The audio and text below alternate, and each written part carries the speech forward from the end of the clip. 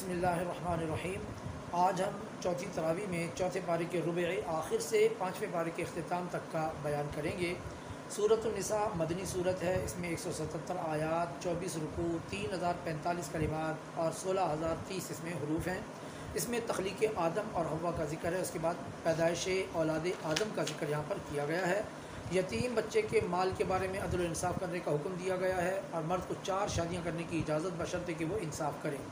عورتوں کے حق مہر کے بارے میں تفصیلاً یہاں پر موجود ہے۔ یتیموں کا مال کب ان کے سپرد کیا جائے اس بارے میں تفصیل موجود ہے۔ جائیداد کی تقسیم کے وقت میں خصوصی طور پر یتیموں کے ساتھ جو ہے وہ نرمی کی جائے، اور ان کا مال کھانے کو آگ پیڑ میں ڈالنے کے برابر قرار دیا گیا ہے۔ جائیداد کی تقسیم کا طریقہ کار ذکر کیا گیا ہے کہ کس کو کتنا ملے گا۔ عورت کے ساتھ اگر بدکاری کرے، مرد کے ساتھ بدکاری کرے تو اس کی سخت ترین وعید آئی ہے، اور توبہ کرنے کا شرعی طریقہ بھی یہاں پر ذکر کیا گیا ہے۔ مسائل نکاح، حق مہر اور حق مہر کی واپسی کو منع کیا گیا ہے۔ جن عورتوں سے نکاح حرام ہے ان کا تفصیلاً یہاں پر ذکر موجود ہے۔ احکام تجارت کو یہاں پر بیان کیا گیا ہے۔ مردوں کی فضیلت عورت پر اس کا ذکر کیا گیا ہے، اور اس کے علاوہ میاں بیوی کے صلح کرنے کی صورتیں بھی بیان کی گئی ہیں۔ ہر امت سے ایک گواہ، اور ان پر آخر میں روز قیامت حضور نبی کریم علیہ الصلوۃ والتسلیم کو بطور گواہ لایا جائے گا، اس کا ذکر۔ نشے کی حالت میں نماز پڑھنے کا حکم کہ نماز کے قریب بھی مت جاؤ، اور جنابت کی حالت میں غسل کرنا اور پانی نہ ہونے کی صورت میں تیمم کرنے کے احکامات یہاں پر بیان کیے گئے ہیں۔ ان یہودیوں کا ذکر کیا گیا کہ جو کہ حضور نبی کریم علیہ الصلوۃ والتسلیم کو لفظ راعینا کو ٹیڑھا کر کے پڑھ کے تان سے پکارتے تھے۔ اصل مسئلہ یہ ہوا کہ حضور نبی کریم علیہ الصلوۃ والتسلیم درس و تدریس کیا کرتے تھے، تو کبھی کبھی سارا دن ہو جاتا، کچھ صحابہ کرام کو یاد نہیں ہوتا تھا، تو ان لوگوں نے راعینا کہنا شروع کیا کہ آپ ہمارے لیے رعایت کیا کریں، تو یہودیوں نے اسی لفظ کو بگاڑ کر راعینا کہنا شروع کر دیا، جو اللہ تعالیٰ کو پسند نہ آیا۔ اللہ تعالیٰ نے اس لفظ کو تبدیل کر کے انظرنا کا لفظ فرمایا کہ بجائے راعینا کے انظرنا کہا کرو۔ تب آپ خود سوچیں کہ جو صحابہ کرام خلوص نیت کے ساتھ راعینا کہتے تھے، اور ٹیڑھے لفظ کی وجہ سے یہودی اس کو غلط پکارتے تھے، اللہ کو یہ بھی پسند نہیں ہو، تو جو ڈائریکٹ حضور نبی کریم صلی اللہ علیہ وسلم کی گستاخی کرے گا تو وہ اللہ تعالیٰ کے نزدیک کس قدر ناپسندیدہ ہوگا۔ اللہ تعالیٰ شرک کو معاف کر دیتا ہے، اس کے علاوہ کسی گناہ کو معاف نہیں فرماتا۔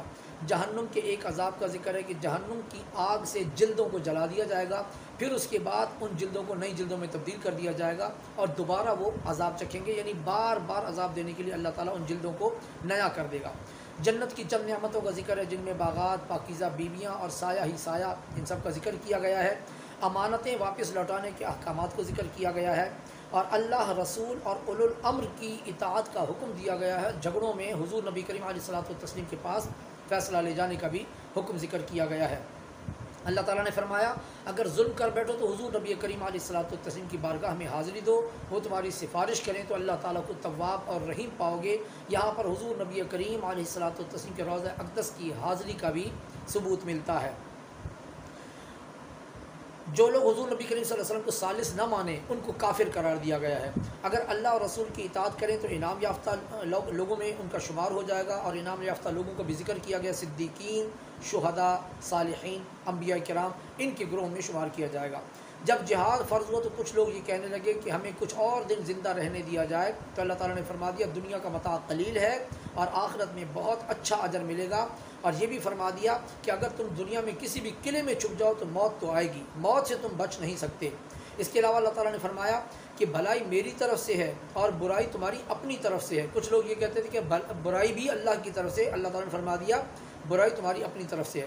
سلام کا جواب دینے کے احکامات کہ اگر کوئی تمہیں سلام کرے تو اس سے اچھا جواب دو، نہیں تو کم از کم ویسا ہی جواب اس کو عنایت کرو۔ اگر کوئی کسی مسلمان کو قتل کر دے تو اس کی دیت کا یہاں پر ذکر کیا گیا کہ کس طرح اس کی دیت دی جائے گی۔ جہاد کرنے والوں کا درجہ اللہ تعالیٰ نے بیٹھنے والوں سے زیادہ قرار دیا۔ ظلم اور ضعف کی وجہ سے ہجرت کرنے کا حکم، اگر کوئی ظلم سے دب کر مذہب تبدیل کر دے گا تو وہ جہنمی، اور اگر کوئی ظلم سے دب کر ہجرت کر جائے گا تو اللہ تعالیٰ کے پاس اس کا بہت بڑا اجر ہے۔ نماز خوف کا بیان اور طریقہ کار ذکر کیا گیا ہے کہ مومنین کس طرح نماز خوف ادا کریں گے اور کن اوقات میں فرض کو ادا کیا جائے گا۔ اللہ تبارک و تعالیٰ نے بہتان کو اس میں مبین قرار دیا ہے۔ جو رسول اللہ صلی اللہ علیہ وسلم کی مخالفت کرے اس کو اس کے حال پر چھوڑ دیا جائے گا، اور وہ قیامت میں دوزخ میں ان کو ڈال دیا جائے گا۔ پسندیدہ دین وہ ہے جس میں چہرہ اللہ تعالیٰ کے آگے جھکے اور جس میں ملت ابراہیم کی اتباع ہو۔ جو کچھ عورتوں کو دیا جاتا ہے وہ ان کا مقرر کردہ ہے، اس کو ہم آج کل کے دور میں حق مہر کہتے ہیں۔ نیز کچھ خاندانی مسائل کا یہاں پر ذکر کیا گیا ہے تفصیل کے ساتھ۔ آج کی تراویح کا بیان یہیں تک ہے، کل انشاءاللہ دوبارہ ملتے ہیں نئی تراویح کے ساتھ، نئے بیان کے ساتھ۔ اپنا خیال رکھیے گا اور انشاءاللہ اس ویڈیو کو آپ شیئر کرتے رہیے گا، کل ملیں گے انشاءاللہ نئے بیان کے ساتھ۔